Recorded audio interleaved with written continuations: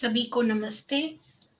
आज मैं अ, उपनिषद 108 उपनिषद हैं टोटल और मैं एक नई श्रृंखला शुरू करने जा रही हूँ, जिसमें कि 108 उपनिषद मैं आपको शॉर्ट में सब बता दूंगी। तो इससे हम जो हिंदू लोग हैं, ये हम अपने ग्रंथों को नहीं पढ़ते, और जब विदेशी आके इसको पढ़ते हैं और हमें इसका महत्व बताते हैं, तब हमें लगता है कि हाँ, हमें भी अब इतने सारे हमारे ग्रंथ हैं, पर चूंकि हिंदुइज्म में, सनातन धर्म में इतनी ज्यादा फ्रीडम है कि ईश्वर को किसी भी रूप में मानने की, किसी भी जेंडर में, किसी भी प्लूरैलिटी में, तो हमारे पास इतना भारतीय दर्शन है और इतने सारे धार्मिक ग्रंथ हैं कि हमने अब अपने ही ग्रंथ नहीं पढ़े हैं। ये बहुत ही एक दुखद बात है, और इस कमी को पूरा करने के लिए मैं ये 108 उपनिषद, एक्चुअली में इसके जो पहले 12 उपनिषद हैं ये बहुत इम्पोर्टेंट हैं, लेकिन मैं ये सारे 108 प्रतिदिन आपको एक जो है उपनिषद बताऊंगी, और 108 दिन के अंदर ये उपनिषद हम खत्म कर लेंगे। तो मैं सबसे पहले तो आपको एक इंट्रोडक्शन देना चाहती हूँ, जिससे कि हम समझे कि उपनिषद क्या है। तो ये उपनिषद जो है, ये वेदों का अंत, वेदांत कहलाते हैं। ये पार्ट ऑफ वेदास हैं, लेकिन जो अंत में आते हैं वेदों के, तो वेदांत वो है उपनिषद। अब उपनिषद का मतलब होता है कि उप मतलब समीप, और अशद मतलब बैठना, तो समीप में बैठना। तो ये जो है, आपको पता है कि वेद जो है वो श्रुति से आते थे, और एक से जो गुरु है, आचार्य हैं, वो अपने शिष्यों को श्रुति से याद कराते थे। तो ये एक से दूसरे और अगली अगली जनरेशन में श्रुति से वर्बली याद करके आते थे, तो सुनने से। तो ये मैं आपको एक शेयर करती हूँ, इससे आपको ज़्यादा अच्छा समझ में आएगा।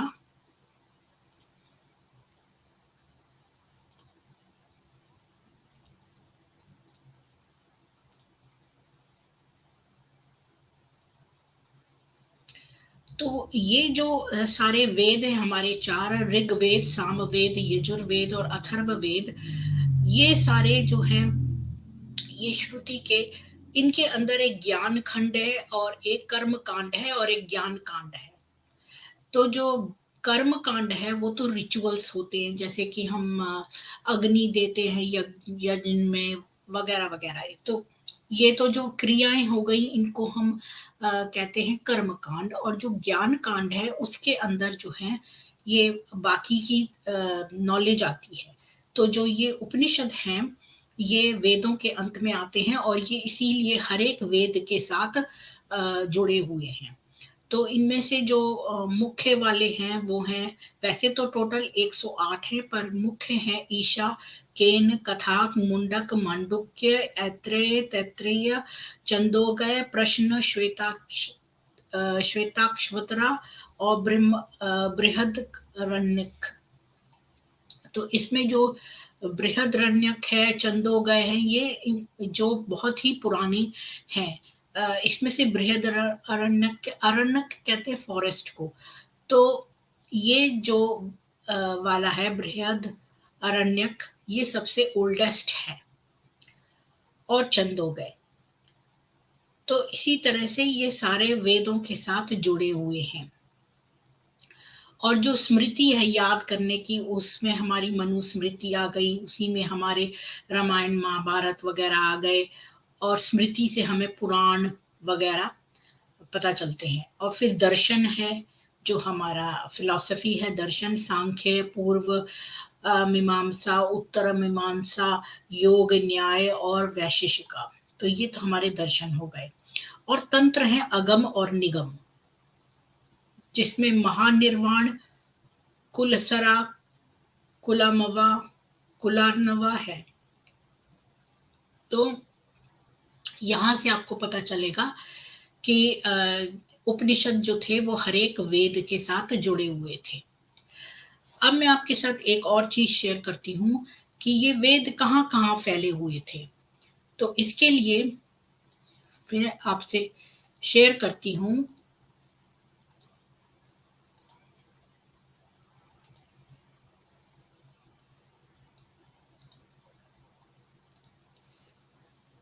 तो ये आप देखिए कि ये जो वैदिक पीरियड था, ये कहाँ-कहाँ फैला हुआ था। ये सारा जो अफ़गानिस्तान, पाकिस्तान ये सब इसमें इंक्लूडेड आ जाता था। देखो गांधारी जो है ये आ गया अफ़गानिस्तान वग़ैरह। तो उत्तर मद्रा, केकय, मद्रा, त्रिगर्ता, पहिका, कुरु, पंचकला, मत्स्य, कुंती, सफला, सतवंत, कौशल ये सारे जो हैं ये इसके अंदर ये हमारा वैदिक पीरियड था। और ये जो हमारे उपनिषद हैं कई तो ये बुद्ध के जन्म से पहले ये 5000 ये बुद्ध के जन्म से भी पहले के हैं और 5000 बीसी के हैं।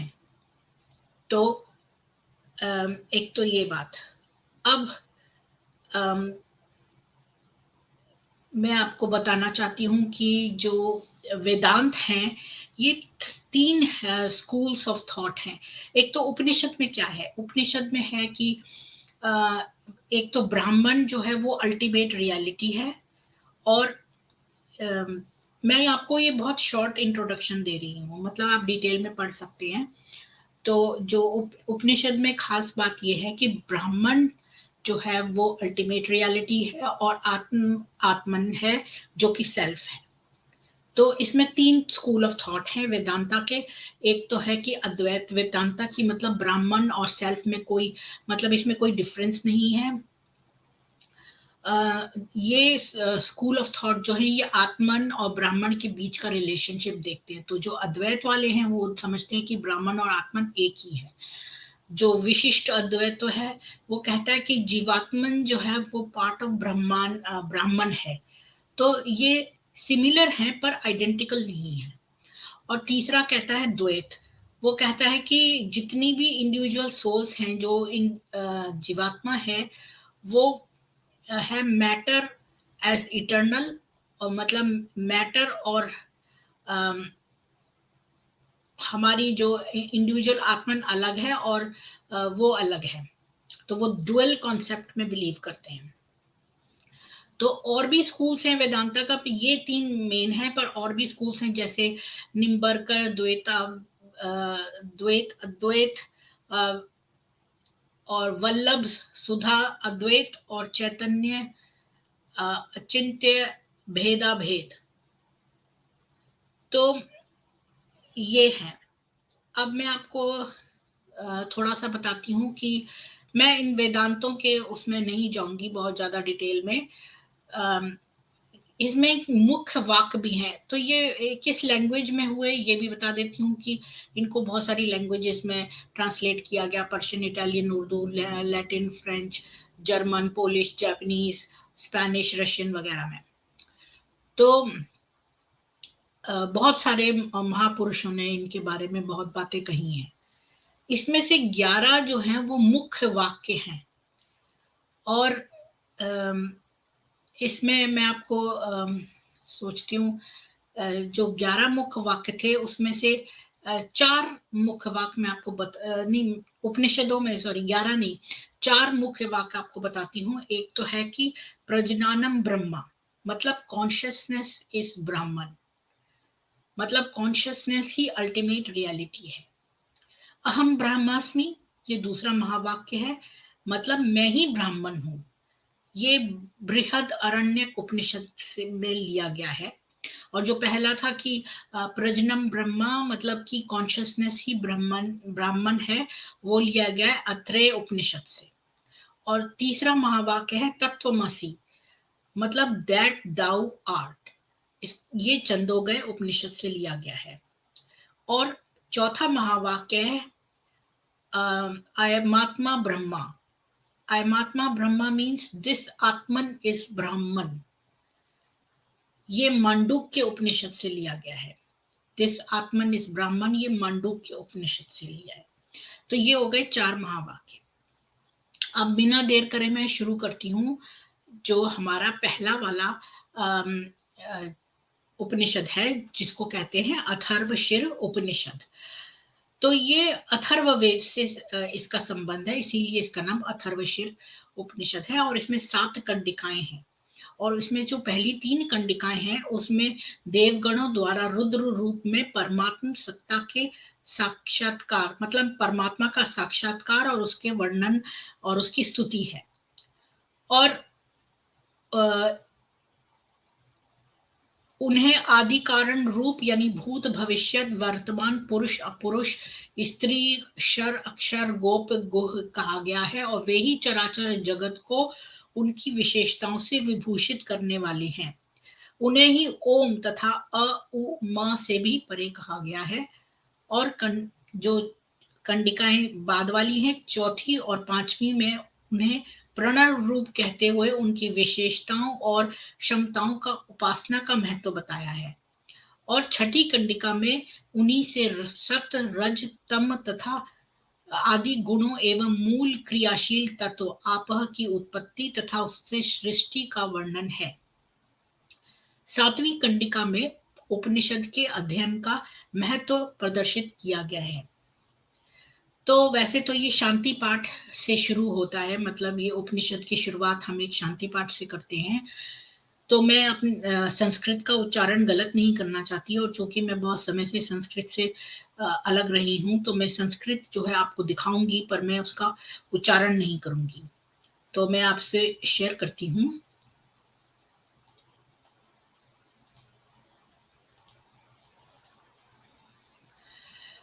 तो ये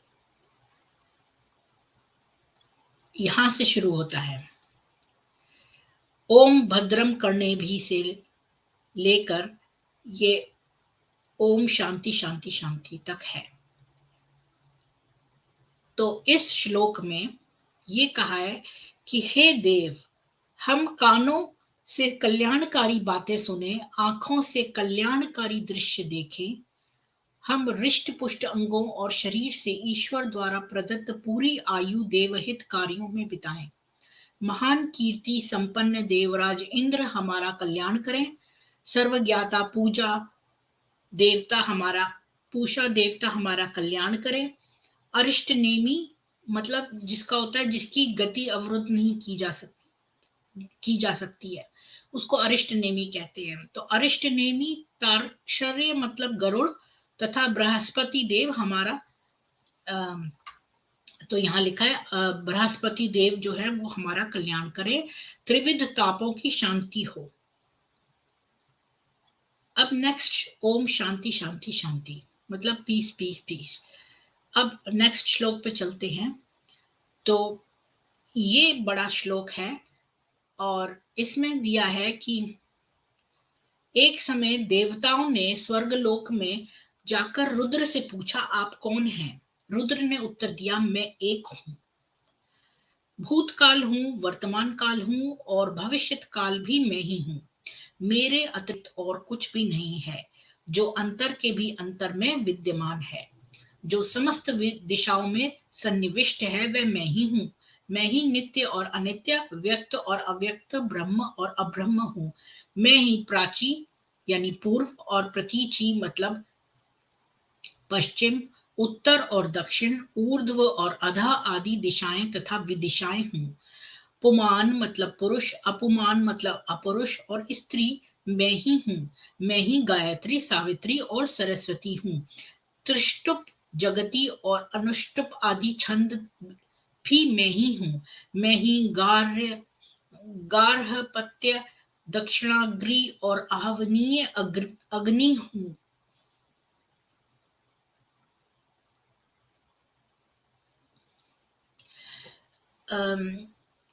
मैं सत्य, गौ, गौरी, ज्येष्ठ, श्रेष्ठ और वशिष्ठ हूं।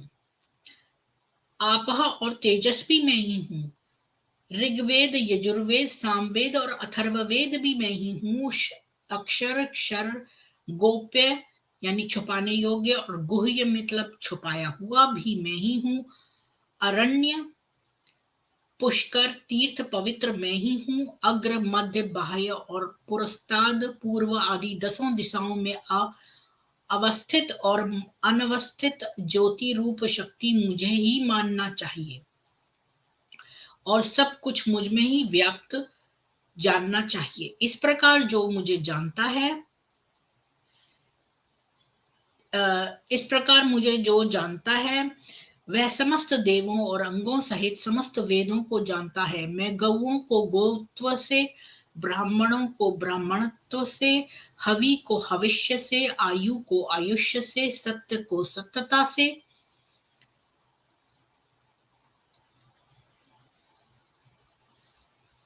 धर्म को अधर्म से, धर्म को धर्म तत्व से तृप्त करता हूँ। यह सुनकर देवगणों ने रुद्र को देखा और उनका ध्यान करने लगे। तत्पश्चात भुजाएं उठाकर इस प्रकार स्तुति की। तो अब ये जो है ये स्तुति है यहां से। तो ये उन्होंने भुजाएं ऊर्ध्व बाहु मतलब भुजाएं उठाकर उन्होंने रुद्र की स्तुति की। अब ये स्तुति है, ओम यो वे रुद्र। तो ये स्तुति जो है इतनी सारी, ये इन्होंने सारी स्तुति की है उसकी, रुद्र की, क्योंकि रुद्र ने ये दिखाया कि मैं ही ईश्वर हूँ, मतलब मैं छुपाया हुआ हूँ, मैं जेंडर वो भी हूँ कि मैं स्त्री भी हूँ, पुरुष भी हूँ, मैं छुपा हुआ भी हूँ, प्रत्यक्ष भी हूँ, मैं दिशाएं भी हूँ, मैं सब। तो तो उन्होंने ये बात रुद्र की सुनी तो वो उसकी स्तुति करने लगे। तो सर्व तस्मे वे नमो नमः, यहाँ तक उन्होंने स्तुति की। तो अब देखते हैं कि उन्होंने क्या स्तुति की।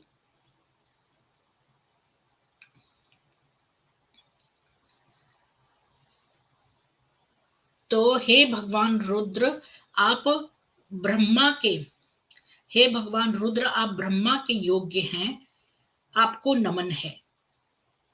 हे भगवान रुद्र, आप विष्णु के स्वरूप हैं, आपको नमस्कार है। हे भगवान रुद्र, आप स्कंद रूप हैं, आपको नमन है। आप इंद्र स्वरूप, अग्नि स्वरूप, वायु स्वरूप और सूर्य स्वरूप हैं,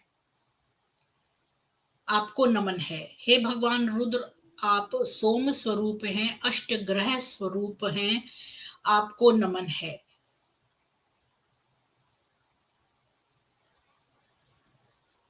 हे रुद्र भगवान, आप पृथ्वी, अंतरिक्ष, ज, आप और आकाश स्वरूप हैं, आपको नमस्कार है। हे रुद्र भगवान, आप विश्व रूप, स्थूल रूप, सूक्ष्म रूप, कृष्ण और शुक्ल स्वरूप हैं, आपको नमन है। आप सत्य रूप और सर्व स्वरूप हैं, आपको बारंबार नमन है।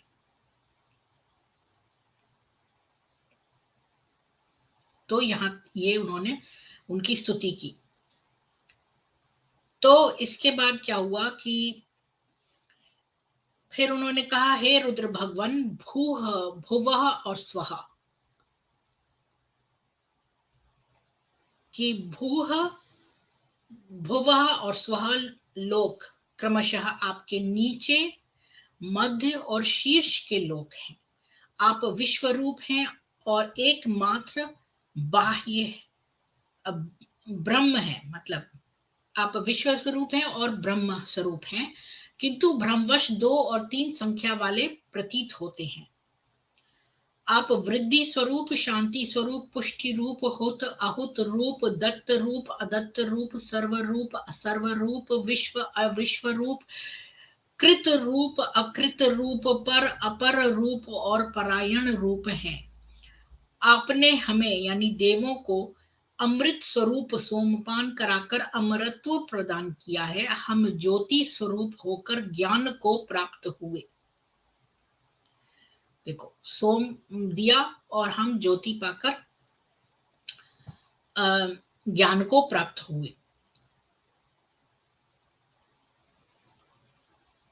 अब कामादि शत्रु हमें क्षति नहीं पहुंचा सकते। आप मनुष्यों के लिए अमृत तुल्य हैं। तो ये ऐसा उन्होंने उनसे उनका धन्यवाद किया, क्योंकि उन्होंने उन्हें सोमरस पिलवाया और उनको ज्ञान को प्राप्त किया। तो अब उन्हें काम आदि भी तंग नहीं कर सकते। फिर वो कहते हैं, हे देव, आप सोम यानी चंद्र,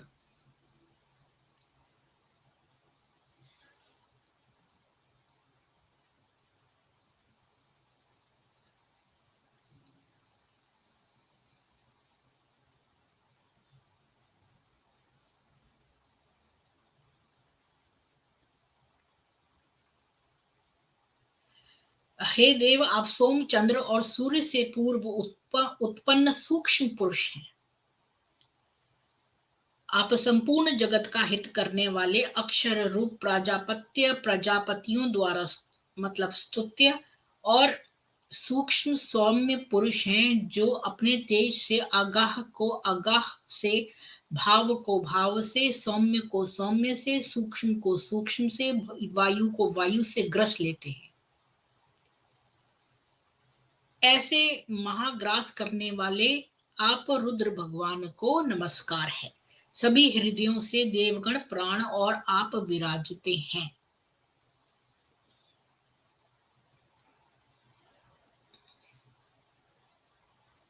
तो ये तो हो गया यहां तक। अब कहते हैं वो कि हदि त्वमसि, मतलब हृदय में विराजते हुए, हृदय में विराजते हुए वह आप तीन मात्राओं अ उ ओम से परे हैं। हृदय के उत्तर में उसका सिर है, दक्षिण में पाद यानी पैर हैं और उत्तर में विराजमान है, वही ओंकार है। तो ये तीनों मात्राएं जो ओम में लगती हैं, अ उ और म से आप परे हैं, मतलब हृदय के उत्तर में है। हृदय के उत्तर में उसका सिर है और दक्षिण में पैर हैं, और जो उत्तर में विराजमान है वही ओंकार है। ओंकार को ही प्रणव कहते हैं और प्रणव ही सर्वव्यापी है। वह सर्वव्यापी प्रणव ही अनंत है। जो अनंत है वही तारक स्वरूप है। जो तारक है वही सूक्ष्म जो तारक है वही सूक्ष्म स्वरूप है। जो सूक्ष्म स्वरूप है वही शुक्ल है। जो शुक्ल यानी पर प्रकाशित है वही विद्युत यानी विशेष रूप से विद्युत विशेष रूप से द्युतिमान है। जो विद्युत है वही पर ब्रह्म है। तो जो सूक्ष्म है वह स्वरूप है, वही शुक्ल है, और जो शुक्ल मतलब प्रकाशित है वही विद्युत है। और विद्युत मतलब जो विशेष रूप से द्युतिमान है, और जो विद्युत है वही पर ब्रह्म है, और जो पर ब्रह्म है वही एक रूप है। जो एक रूप है वही रुद्र है। जो रुद्र है वे ईशान रूप है। जो ईशान है वह भगवान महेश्वर है। तो ऐसे वो कहते हैं रुद्र की स्तुति करने के बाद। फिर वो कहते हैं कि अथ कस्मात् अच्युत।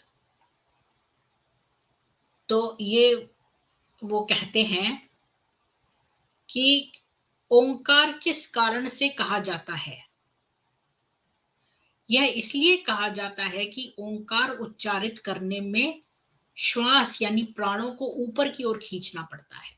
और प्रणव इसलिए कहा जाता है कि इसका उपयोग यानी उच्चारण ऋतिक, यजु, साम, अथर्व, अथर्वांगिरस और ब्राह्मणों को प्रणाम करने के लिए किया जाता है।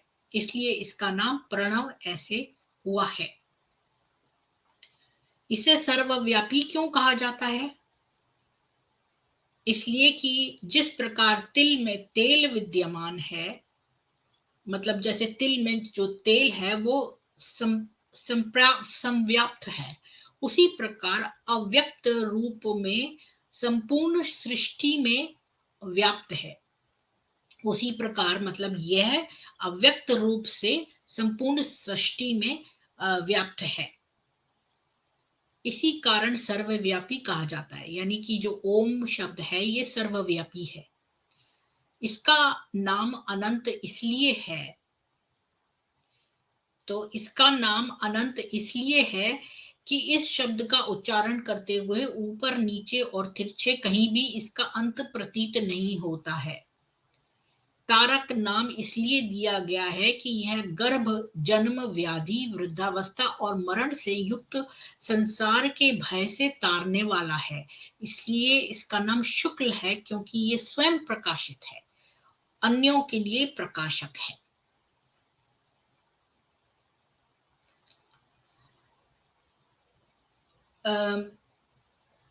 इसे सूक्ष्म इसलिए कहा गया है, इसे सूक्ष्म इसलिए कहा गया है कि इसका उच्चारण करने पर यह सूक्ष्म स्वरूप होकर स्थावर आदि सभी शरीरों में अधिष्ठित होता है। इसे विद्युत वैद्युत कहने का कारण यह है कि इसका उच्चारण करने से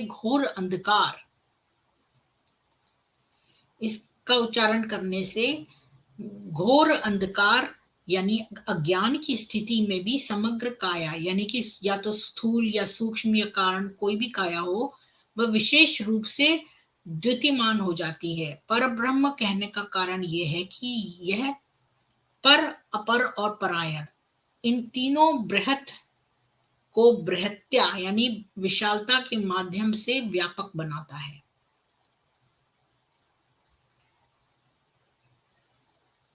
तो इसके बाद इसे ब्रह्म इसलिए कहा जाता है कि यह समस्त प्राणों का भक्षण करके अज स्वरूप होकर उत्पत्ति और संहार करता है। समस्त तीर्थों में भी यह एक ही तत्व विद्यमान है। अनेक लोग पूर्व, पश्चिम, उत्तर और दक्षिण के विभिन्न तीर्थों में परिभ्रमण करते हैं, वहां भी उनकी सद्गति का कारण वह एक ही तत्व है। समस्त प्राणियों में एक रूप में निवास करने के कारण इस तत्व को एक कहते हैं।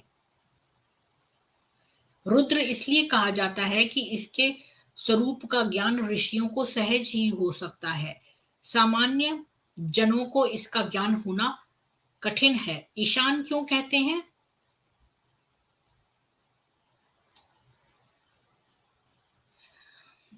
इसलिए कि वह समस्त देवों और उनकी शक्तियों पर अपना प्रभुत्व रखता है।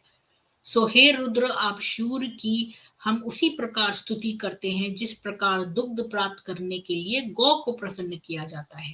हे रुद्र, आप ही इंद्र रूप होकर स्थावर जंगम संसार के ईश और दिव्य दृष्टि संपन्न है। इसी कारण आपको ईशान नाम से संबोधित किया गया है। आपको भगवान महेश्वर क्यों कहते हैं? इसलिए कि जो भक्तजन ज्ञान पाने के लिए आपका भजन करते हैं, आप उन पर कृपा वर्षण करते हैं, वाक शक्ति का प्रादुर्भाव करते हैं, साथ ही समस्त भावों का परित्याग करके आत्मज्ञान और योग के ऐश्वर्य से अपनी महिमा में स्थित रहते हैं। इसलिए आपको महेश्वर कहा गया है। इस प्रकार इस रुद्र के चरित्र का वर्णन करा। तो पहले हमने देखा कि उन्होंने रुद्र की स्तुति करी, अब उन्होंने उनकी चरित्र का वर्णन किया। अब आगे चलते हैं। ये बहुत लंबे नहीं है, हर एक जो है उपनिषद में कुछ ही 7-8 श्लोक दिए हैं, और इन पहले जैसे कि उसने कहा था कि पहले 3 में तो खाली उनका वो करा गया है। इस वाले अथर्वशीर जो मैं आज कर रही हूँ, इसमें पहले 3 में तो उनका स्तुति और वर्णन किया गया है।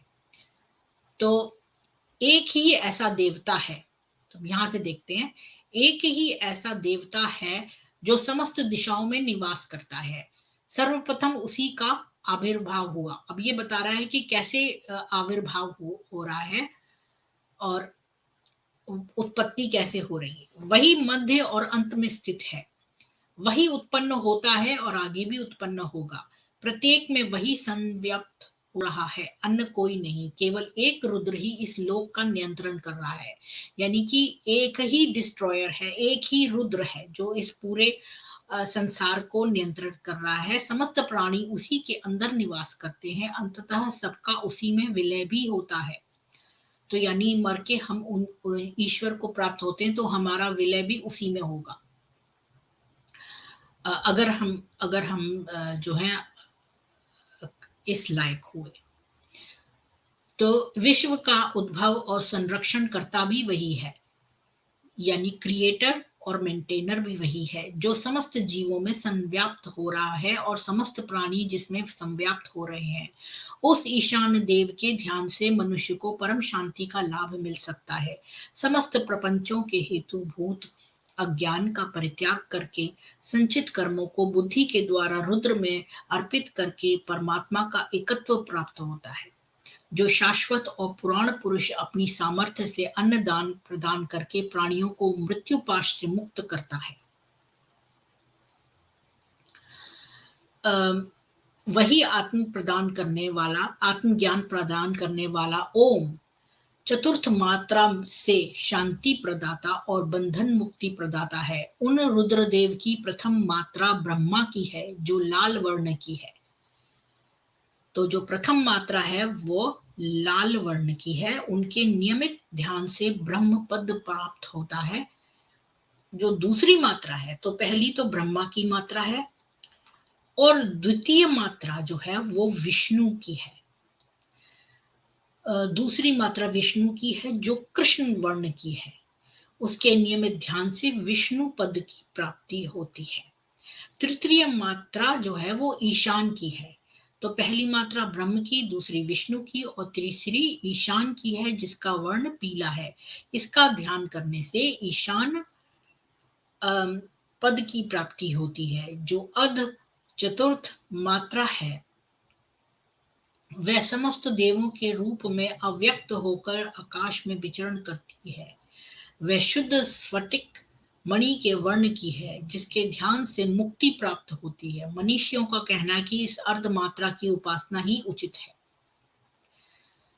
जो अर्ध मात्रा है, मतलब जो चौथी वाली मात्रा है, तो हम ओम में देखेंगे अ उ म, और जो आदि मात्रा है चौथी वाली, वह समस्त देवों के रूप में अव्यक्त होकर आकाश में विचरण करती है।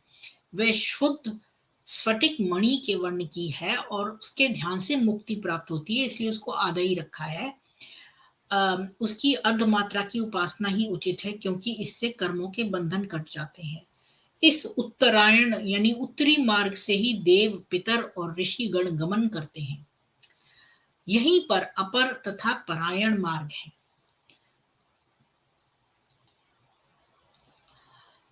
बाल के अग्रभाग के तुल्य सूक्ष्म रूप से हृदय में निवास करने वाले विश्व रूप, देव रूप, समस्त उत्पन्न हुए लोगों को जानने वाले श्रेष्ठ परमात्मा को जो ज्ञानी जन अपने अंदर देखते हैं, वे ही शांति प्रदान प्राप्त करते हैं। कौन शांति प्राप्त करते हैं? बाल के अग्रभाग के तुल्य सूक्ष्म रूप में हृदय में निवास करने वाले विश्व रूप, देव रूप, समस्त उत्पन्न हुए लोगों को जानने वाले श्रेष्ठ परमात्मा को, ऐसे परमात्मा को जो ज्ञानी जन अपने अंदर देखते हैं। तो अगर हम परमात्मा को अपने अंदर देखेंगे तो हम शांति प्राप्त करेंगे, अन्य किसी को वह शांति प्राप्त नहीं हो सकती। और तृष्णा, क्रोध आदि के हेतु समूह के मूल का परित्याग करके संचित कर्मों का बुद्धि रूपक रुद्र में स्थापन करने से रुद्र से एकत्व प्राप्त होता है। तो तृष्णा और क्रोध जो कि किसमें था? साईं बाबा में। तो उन्हें ये रुद्र नहीं प्राप्त हो सकता था। तृष्णा, क्रोध आदि हेतु समूह के मूल का परित्याग करके संचित कर्मों का बुद्धि पूर्वक रुद्र में स्थापन करने से रुद्र से एकत्व प्राप्त होता है। रुद्र ही शाश्वत और पुराण प्राचीन है, अस्तु वे अपनी शक्ति और तप से सबके नियंत्रक हैं। अग्नि, वायु, जल, स्थल और आकाश ये सब भस्म रूपी हैं। भस्म रूप है भगवान पशुपति, बंधन से बंधे प्राणियों के स्वामी की भस्म का जिसके अंग में स्पर्श नहीं हुआ है वह भी भस्म के समान ही है। इस प्रकार पशुपति रुद्र की ब्रह्म रूप भस्म पशु प्राणियों के बंधनों को काटने वाली है। तो ये उनकी भस्म का आपको ओम का महत्व बताया और रुद्र की भस्म का। अब आगे चलते हैं। योग्रो रुद्रो, जो रुद्र अग्नि और जल में निवास करते हैं वे ही औषधियों और वनस्पतियों में भी प्रविष्ट हो गए हैं, जिनके द्वारा यह समस्त विश्व उत्पन्न हुआ है। उन अग्नि रूप रुद्र को नमन है। जो रुद्रदेव अग्नि औषधियों तथा वनस्पतियों में वास करते हैं और जिनके द्वारा विश्व और समस्त भुवनों का सृजन किया जाता है, उन्हें नमस्कार है। जो रुद्रदेव जल वनस्पतियों और औषधियों में विराजमान हैं, जिनके द्वारा यह समस्त जगत धारण किया गया है। जो रुद्र द्विधा मतलब शिव और शक्ति तथा त्रिधा सत रज तम से इस पृथ्वी को संचालित करते हैं, जिनने नागों यानी बादलों को अंतरिक्ष में प्रतिष्ठित कर रखा है, उन्हें नमन है।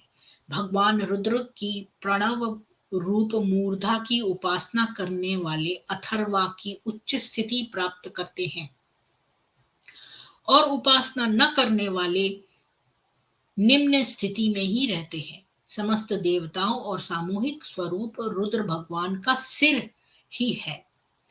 उनका प्राण मन और मर्तक का रक्षक है। पृथ्वी आकाश अथवा स्वर्ग का संरक्षण करने में देवता स्वयं समर्थ नहीं है। सभी कुछ रुद्र भगवान में ही समाहित है। उससे परे कुछ नहीं है, उनसे पूर्व भी कुछ नहीं था, उनसे पूर्व भूतकाल में और उनके आगे भविष्य काल में भी कुछ नहीं। सहस्रपद और एक मस्तक वाले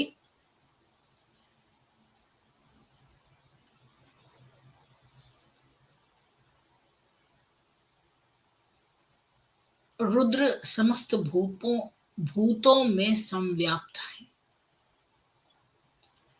अक्षर से काल की उत्पत्ति होती है।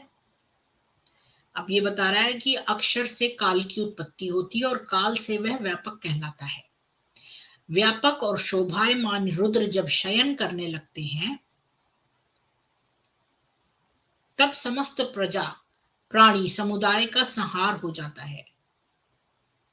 जब भगवान रुद्र श्वास लेते हैं तो तम उत्पन्न होता है, यानी जो उनका सिर है वो बहुत ही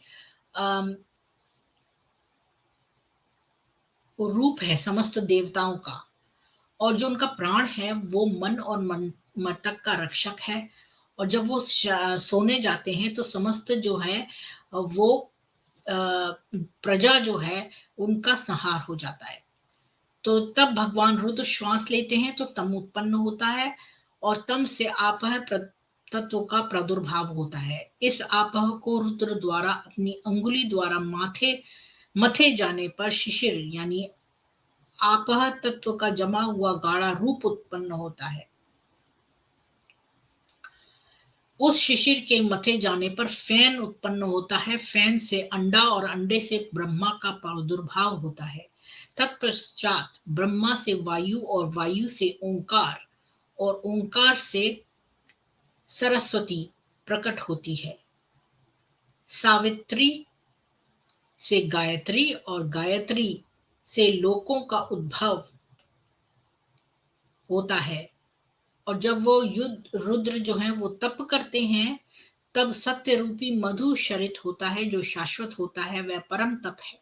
आपह ज्योतिः रस अमृत ब्रह्म भूह भुवः और स्वहा रूप पर ब्रह्म को नमस्कार है। तो ये छठा वाला खत्म हुआ। अब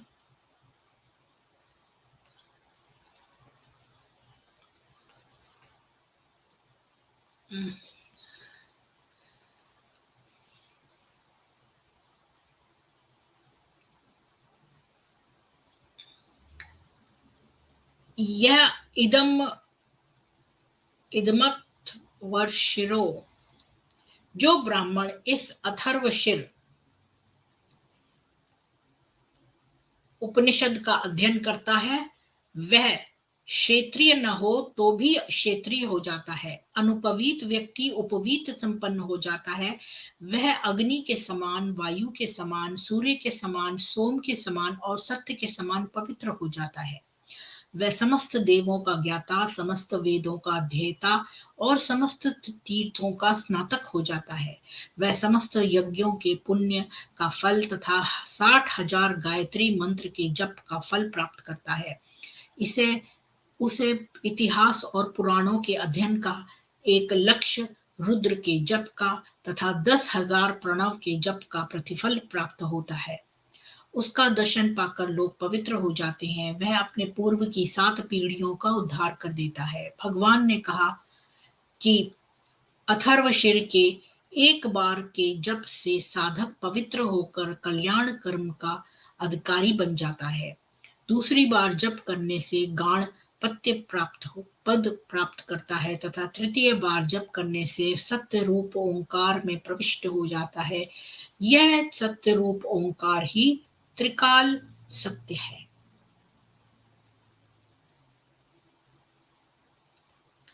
और इससे हमारा अथर्वशीर उपनिषद समाप्त होता है। ओम शांति शांति। तो अब इस पहले वाले अथर्वशीर उपनिषद की समाप्ति होती है और कल मैं अगला अध्यात्म उपनिषद का करूंगी। और ये आज का थोड़ा लंबा हो गया क्योंकि मैंने इंट्रोडक्शन भी दिया था, पर ये आधे घंटे से ज्यादा के नहीं है। और इस प्रकार 108 उपनिषद जो है हम रोज थोड़े आधा घंटा देंगे इसमें। तो इससे हमें पुण्य प्राप्त होगा और हमें ज्ञान भी प्राप्त होगा। तो आप सभी का देखने का धन्यवाद और प्लीज मुझे सपोर्ट करने के लिए इसको लाइक करें और आगे 2 लोगों को एटलीस्ट ये वीडियो फॉरवर्ड करें। आपका दिन शुभ बीते। ओम शांति। आप सभी अच्छा, यहाँ पर ये लोग आए हुए हैं। तो राम प्रकाश शर्मा जी, गेमर्स गेमिंग, शौकत जी, आप सबको नमस्ते। राज सिंह माथुर जी आपको नमस्ते। दीक्षित प्रोडक्शंस आपको नमस्ते।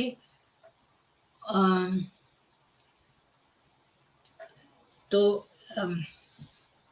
मैं आचार्य पंडित आचार्य श्री राम शर्मा इनका दिया हुआ है ये 108 उपनिषद, इसका कर रही हूँ